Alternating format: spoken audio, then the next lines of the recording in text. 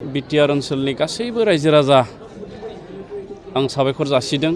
जोंनि मुंख्लं नखरनि साफ्रोमबो सोद्रोमा बिथांमोनखौ आंनि गोसो सिंनिफ्राय खुलुमहरदों आरो मुंख्लं सोद्रोमा बिथांमोनखौबो आङो सिबिहरदों। बड'फा उपेन्द्रनाथ ब्रह्म आं बिथांखौबो खुलुमहरदों आरो बिथांनि जि आदर्श बिथांनि जि नीति बे नीतिखौ लानानै जोङो सरकार सालायदों।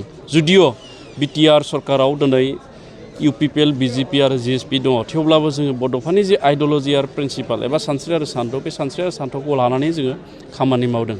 दा बे 2 बोसोर आबुं जानायाव जोङो सरकारनिफ्राय बा बिटिआर सरकारनिफ्राय जेसेबांखिनि मावनो जोङो नाजानाय जादों बेखौ जोङो बे मेलनि गेजेरजों रायजो राजानो जोङो फोरमायना होदों। जोंनि सोलोंथाइ बिफाना, आबाद बिफान, दै जगाय बिफान, गेलेमु बिफान, हारिमु बिफान, थिग बिदिनो जोंनो बिटिआरनो मोन 46 बिटिसि सुक्तिनि गेजेरजों होनाय डिपार्टमेन्ट आरो दा मोन 8 जोंहा बिफाना दासिम आबुं जाथ'वाखै। थेवब्लाबो बे मोन 46 डिपार्टमेन्टनि गासैबो हाबाफारि मावनायखौ जोङो रायजो राजानो फोरमायना होनाय जादों आरो बिफानारि मावख'गिरि बिथांमोनखौ फैबाय थानाय समाव मा खामानि मावगोन गावबा गाव बिफानाव बेखौबो बिथांमोननो एक्सन प्लान बानायनो थाखाय जोङो बिथोन होनाय जादों आरो बेखौ नायनानै जोङो फैबाय थानाय समाव खामानि मावलांगोन।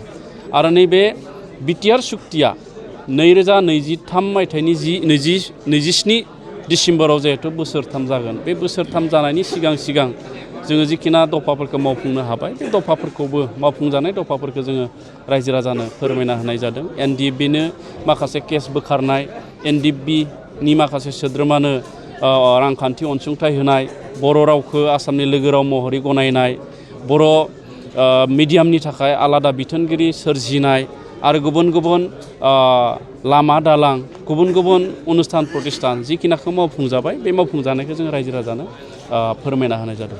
गोबां दासिमबो माने एफर्टनि जि दफाफोर दं बे दासिमबो मावफुंजाजोबाखै। नंगौ, भारत सरकार आरो आसाम सरकारा फैबाय थानाय 2024 मायथाइनि सिगां एबा लकसभा बिसायख'थिनि सिगां बे दफाफोरखौ मावफुंगोन होननानै खोथा होनाय जादों आरो जोंबो सरकारनिफ्रायबो आरो एबसुनिफ्राय बा इउबिपिअनिफ्राय बा बर' दैदेनगिरि बिथांमोनाबो सरकारजों सावरायबाय थादों। दाख्लैबो डिसेम्बर दाननि गिबि सप्तायाव जायफ्रा भारतनि गोजौ मासिगिरि बा अफिसार लेभेलनि बिथांमोनजों सावरायनाय जादों आरो बाहाय खोब मोजां फिथाइ मोनदों आरो जोङो मिजिं थिदों जे बिटिआर सुक्तिनि दफाफोरा मोनफ्रोमबो मावफुंजागोन।